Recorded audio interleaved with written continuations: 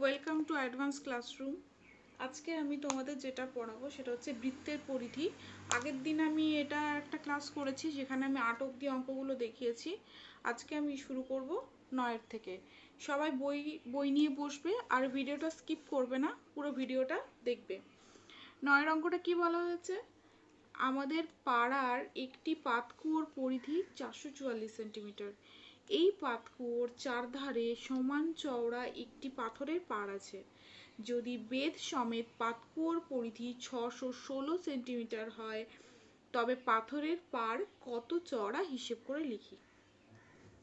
তাহলে আমি যে ভেতরে এই যে গোলটা দিয়েছি এটা ধরলাম আমার পাতকুয়োটা, যার ব্যাসার্ধ দেখো আমি দেখিয়েছি স্মল আর। ঠিক আছে, এরপরে এই পাতকুয়োর চারধারে বলেছে সমান চওড়া একটা পাথরের পাড় আছে, সেটা ধরলাম এই বাইরের এই পোর্শনটা, এই গোটাটা হচ্ছে পাড়। এরপরে কেন্দ্র থেকে, কেন্দ্র কিন্তু এটাই, এই কেন্দ্র থেকে এটার পরিধি এটার ব্যাসার্ধ হলো ক্যাপিটাল আর। তাহলে পাতকুয়োর ব্যাসার্ধ স্মল আর, আর পাতকুয়ো সহ চার ধারের যে পাথরের পাড় রয়েছে সেটার ব্যাসার্ধ হচ্ছে ক্যাপিটাল আর। এখন তাহলে বলো, এখান থেকে এতটা যদি ক্যাপিটাল আর হয়, এখান থেকে এতটা যদি স্মল আর হয়, তাহলে এই শুধুমাত্র এই পাথরের পাটটুকুর কত কত দৈর্ঘ্য হবে? ক্যাপিটাল আর মাইনাস স্মল আর, তাই তো? তাহলে দেখো সেটাই আমি লিখেছি যে ধরি পাড় সহ পাতকুয়োর ব্যাসার্ধ ক্যাপিটাল আর, পাড় সহ পাতকুয়োর ব্যাসার্ধ ক্যাপিটাল আর, এবং পাতকুয়োর ব্যাসার্ধ হচ্ছে স্মল আর, পাতকুয়োর ব্যাসার্ধ হচ্ছে স্মল আর। তাহলে পাড়টা কতটা চওড়া? এইটুকু, এইটুকু পোর্শন, এটাই তো চওড়া পাড়টা। পাড় কতটা চওড়া? ক্যাপিটাল আর মাইনাস স্মল আর, ক্যাপিটাল আর থেকে এই স্মল আর মাইনাস করে দিলে এইটা বেরিয়ে যাচ্ছে।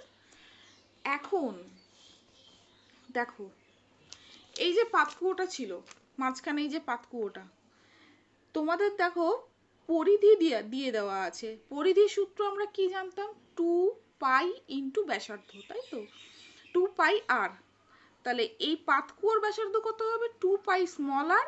আর এই বাইরের এই পোর্শনটার ব্যাসার্ধ কত হবে? পুরোটার এই পরিধি, সরি, পাতকুয়োর পরিধি কত হবে? 2 পাই স্মল আর। আর পাথরের বেড়ের পরিধি হবে 2 পাই ক্যাপিটাল আর। তাহলে দেখো সেটাই করেছি। এখন 2 পাই ক্যাপিটাল আর মানে পাতকুয়োর বেধ সমেত, ওই যে পাথরের পাড় সহ যে ইয়েটা রয়েছে সেটা সমেত পাতকুয়োর পরিধি হচ্ছে 2 পাই ক্যাপিটাল আর, যেটা সমান 616 দেওয়া আছে বইয়ে তোমাদের। আর পাতকুয়োর পরিধি দেওয়া আছে 440, সেটাই লিখেছি। এখন দেখো, যদি আমি এই পরিধির থেকে এই পরিধিটা বিয়োগ করি তবেই আমার শুধুমাত্র, যদি আমি এই পরিধির থেকে, এই যে এই পরিধিটার থেকে, সরি, এই পুরো পরিধিটার থেকে এইটুকু বাদ দিয়ে দিই, এই মাঝখানের পোর্শনটা বাদ দিয়ে দিই, তবেই তো আমি এইটা পেয়ে যাব। দেখো এই পুরোটা আছে, পুরো গোলটা থেকে যদি এইটুকু গোল বাদ দিয়ে দিই তাহলে তো আমি এই সাইডের এইটা পেয়ে যাচ্ছি। সেটাই করেছি আমি এখানে। দেখো প্রথমে পুরো পুরো পরিধিটার থেকে পাতকুয়োর পরিধি বিয়োগ দিয়ে দিয়েছি, তাহলেই আমি এটা মাইনাস এটা করেছি, 176 বেরিয়েছে আমার।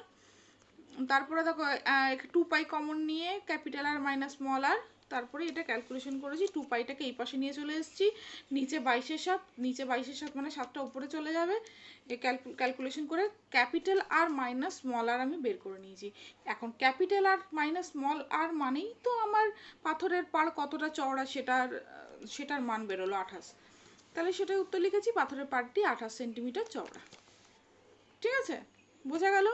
যদি বোঝা না যায় আবার একবার ভিডিওটা দেখবে আর আমাকে কিন্তু কমেন্ট সেকশনে অবশ্যই জানাবে। 10-এর অঙ্কটা দেখি। 10-এর অঙ্কটা কি বলছে? গ্রামের নিয়ামত চাচা একটি মোটরের চাকার সঙ্গে বেল্ট দিয়ে একটি মেশিনের চাকা যুক্ত করেছেন। মোটরের চাকার ব্যাসার্ধের দৈর্ঘ্য 14 সেন্টিমিটার ব্যাসের দৈর্ঘ্য এবং মেশিনের চাকার ব্যাসের দৈর্ঘ্য 94.5 সেন্টিমিটার। মোটরের চাকা যদি প্রতি সেকেন্ডে 27 বার ঘোরে তবে মেশিনের চাকা ঘন্টায় কতবার ঘুরবে হিসেব করে লিখি।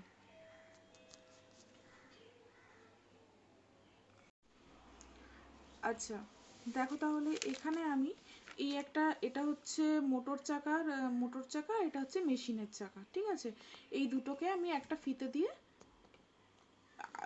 আটকানো আছে, ঠিক আছে।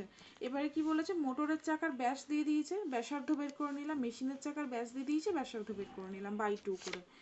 এরপরে দেখো মোটরের চাকার পরিধি বের করে নিলাম, মেশিনের চাকারও পরিধি বের করে নিলাম, 2 পাই আর 22/7 করে কাটাকাটি করে এটা 44 বেরিয়েছে, এটা 297 বেরিয়েছে। এরপরে দেখো একটা বৃত্ত, তো চাকাটা একটা বৃত্ত, তাহলে এই বৃত্ত একবার ঘুরলে কতটা রাস্তা যাবে, সেটা কতটা পথ অতিক্রম করবে সেটা তোমাদেরকে আমি বলেছি আগে। কতটা পথ, তার পরিধির সমান পথ, মানে এই চাকাটা একবার পুরো ঘুরতে তার পরিধির সমান পথ অতিক্রম করবে। এখন আমার তাহলে মোটরের চাকাটা আগে দেখো, মোটরের চাকাটার পরিধি আমার বেরিয়েছে কত, মোটরের চাকার পরিধি 2 পাই আর সমান হচ্ছে 44 সেন্টিমিটার, ঠিক আছে। তাহলে মোটরের চাকা, তোমরা দেখো অঙ্কটাতে কি দিয়েছে দেখো, বলছে মোটরের চাকাটা প্রতি সেকেন্ডে মানে 1 সেকেন্ডে ঘুরে 27 বার, ঠিক আছে। তাহলে 27 বার ঘুরে 1 সেকেন্ডে, আচ্ছা একবার ঘুরলেও কতটা পথ যাচ্ছে, 44 সেন্টিমিটার যাচ্ছে। তাহলে 27 বার ঘুরলেও কতটা পথ যাবে, 27 গুণিত 44 সেন্টিমিটার পথ। তাহলে 1 সেকেন্ডে সে কতটা পথ অতিক্রম করছে, 27 গুণিত 44 সমান 1188 সেন্টিমিটার পথ। তাহলে 1 সেকেন্ডে ও অতিক্রম করছে 27 গুণিত 44 সমান এত সেন্টিমিটার, ঠিক আছে, বোঝা গেল। এরপরে দেখো এই চাকাটা যদি 1168 সেন্টিমিটার যায়, এই চাকাটাও 1168 সেন্টিমিটারই যাবে, তাই তো, কারণ এই দুটো ফিতে দিয়ে বাঁধা আছে। তাই এইটা মেশিন দেখেছো তোমরা, এটা ঘুরলে পেছনেরটাও সেম ভাবে ঘুরবে, এরকম অনেক মেশিনই থাকে দেখবে, যেগুলো খেলনা গাড়িগুলোর অনেক চাকা এরকম থাকে, এখন দেখাতে পারছি না নেই বলে, নাহলে দেখিয়ে দিতাম। তো তার মানে এ যদি 1188 সেন্টিমিটার যায়, এও 1188 সেন্টিমিটার পথই অতিক্রম করবে।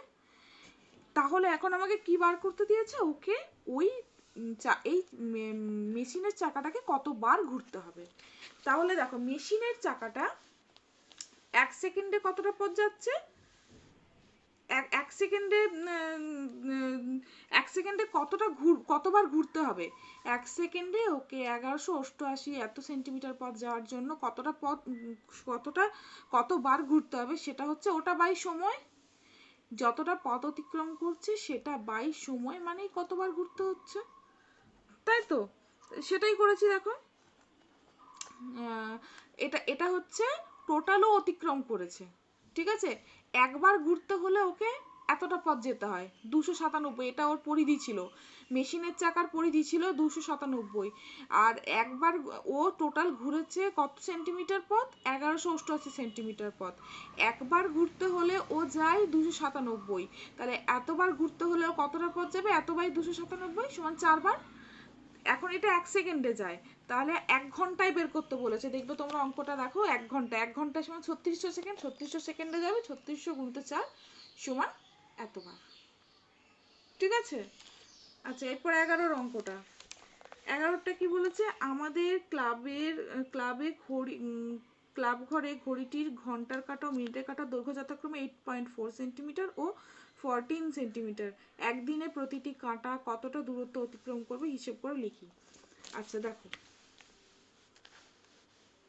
এই হলো একটা ঘড়ি, এই ঘড়ির একটা মিনিটের কাঁটা একটা ঘন্টার কাঁটা, এই মিনিটের কাঁটা এই 12 থেকে শুরু হয়েছে, এই 12 থেকে শুরু হয়ে আবার এই পথ এতটা পর্যন্ত আসছে, এটা হতে ওর কতক্ষণ সময় লাগছে,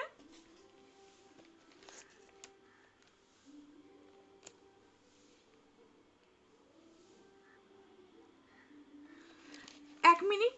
ওর এখান থেকে এইটা পুরো অতিক্রম করে এতটা আসতে 1 মিনিট লাগছে, তার মানে 1 মিনিটে মিনিটের কাঁটাটা তার পরিধি অতিক্রম করছে, তার মানে কতটা পথ অতিক্রম করছে 1 মিনিটে তার পরিধির সমান।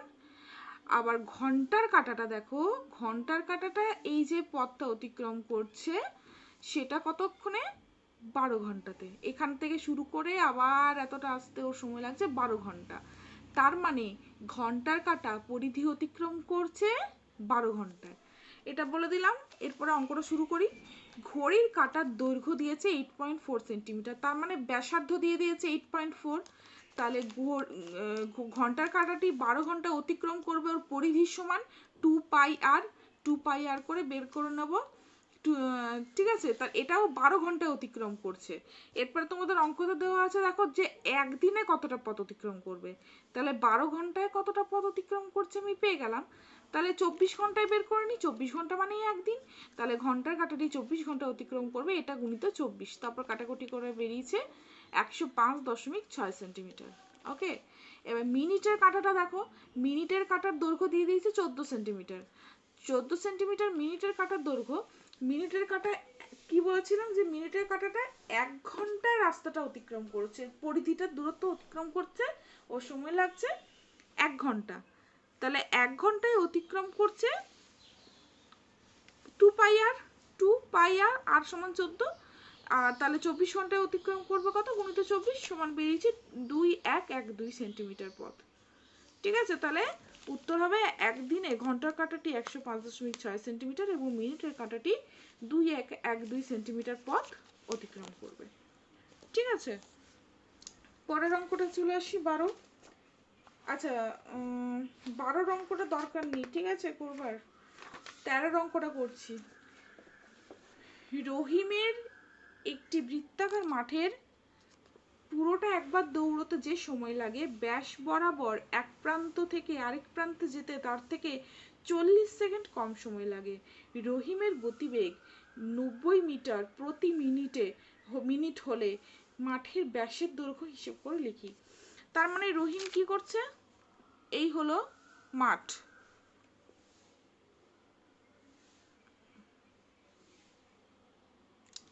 দেখো এই হলো মাঠ। তাহলে রহিম যখন এখান থেকে শুরু করলো, দিয়ে পাকে এতটা পর্যন্ত পৌঁছালো, সেটার থেকে তার যে সময় লাগলো, ও যদি এখান থেকে শুরু করে ও যদি এটা সোজা আসতো আবার সোজা ফিরে যেত, তার থেকে 40 সেকেন্ড ওর কম সময় লাগতো। ঠিক আছে, তার মানে রহিম এখান থেকে শুরু করে এটা পাক খেতে মানে পরিধি বরাবর যেতে ওর যত সময় লাগলো, তার ব্যাসের দৈর্ঘ্য হচ্ছে তার থেকে 40 সেকেন্ড কম সময় লাগলো। এখন ওর গতিবেগ দিয়ে দিয়েছে 90 মিটার প্রতি মিনিট। ঠিক আছে, প্রতি মিনিট মানে 1 মিনিট, মানে 60 সেকেন্ডে যায় 90 মিটার। তাহলে 40 সেকেন্ডেও কতটা দূরত্ব যাবে সেটা আমি বের করে নিই। তো 40 সেকেন্ডেও 60 মিটার দূরত্ব যাবে।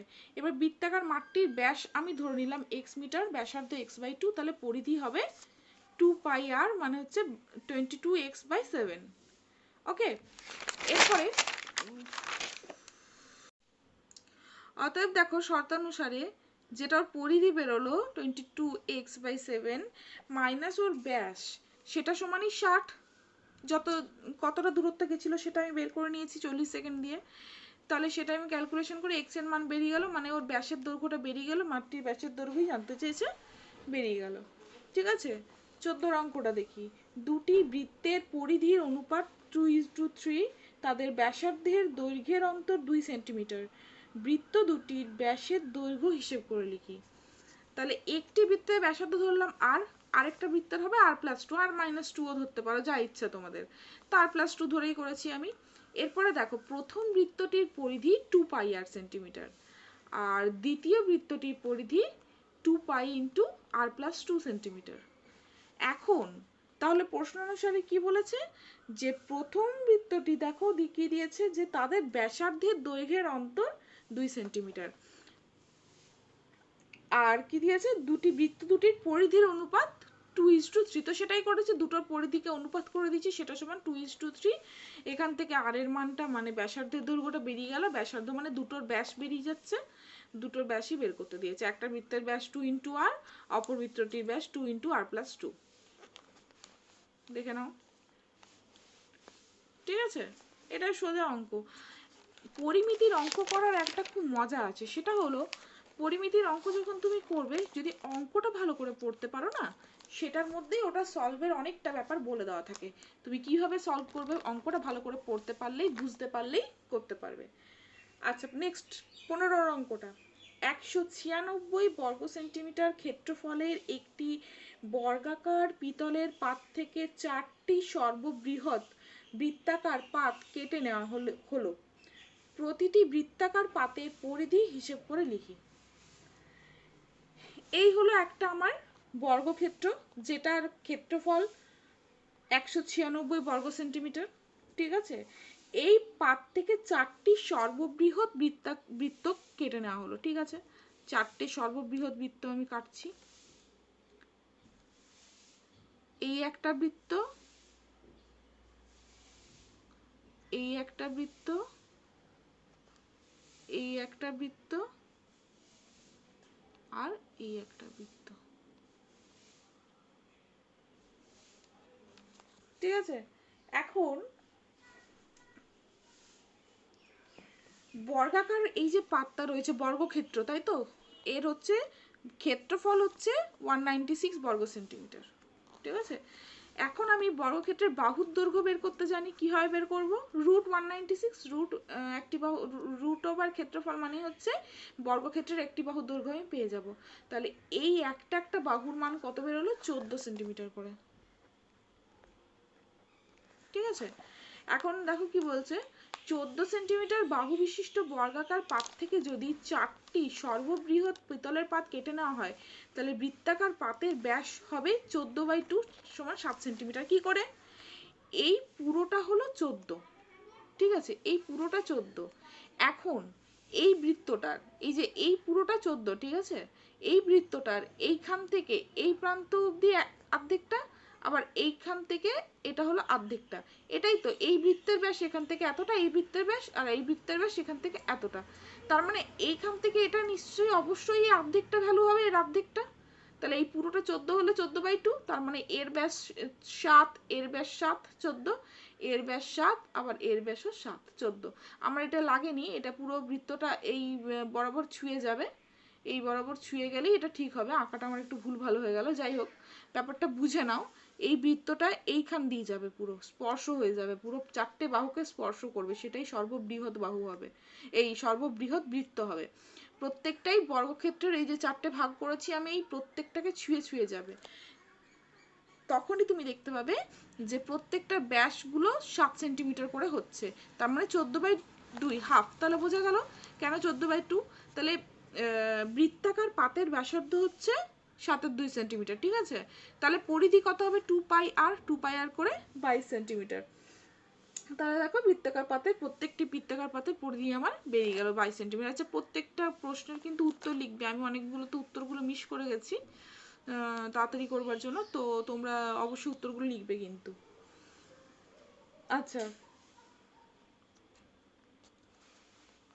পরের অঙ্কটা দেখে নিই। 16, একটি বৃত্তাকার মাঠের বৃত্ত বরাবর এক প্রান্ত থেকে অপর প্রান্তে যেতে নাসিফার যে সময় লাগে, মাঠের ব্যাস বরাবর অতিক্রম করতে তার থেকে 45 সেকেন্ড কম সময় লাগে। নাসিফার গতিবেগ মিনিটে 80 মিটার হলে মাঠটির ব্যাসের দৈর্ঘ্য হিসেব করে লিখি। তাহলে কি বলছে?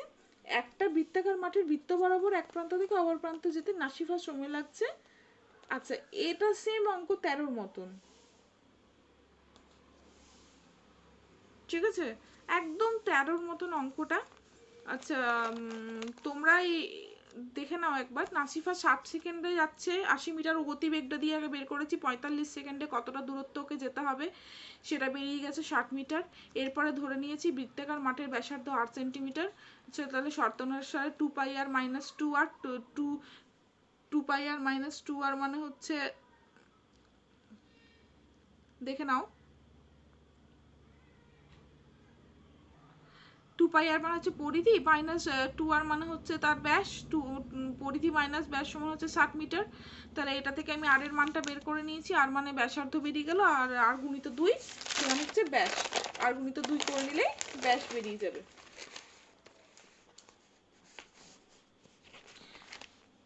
আজকে এইটুকুই। পরের অঙ্কগুলো নিয়ে এবং ওই অবজেক্টিভ এমসিকিউগুলো এবং সংক্ষিপ্ত প্রশ্নগুলো নিয়ে পরের ভিডিওতে আলোচনা করব। এছাড়াও পরের ভিডিওতে আমি কিছু তোমাদের এক্সট্রা কোশ্চেনও বলে দেবো। ঠিক আছে, এক্সট্রা অবজেক্টিভ টাইপ কোশ্চেন সম্পর্কে আলোচনা করে দেবো। ওকে।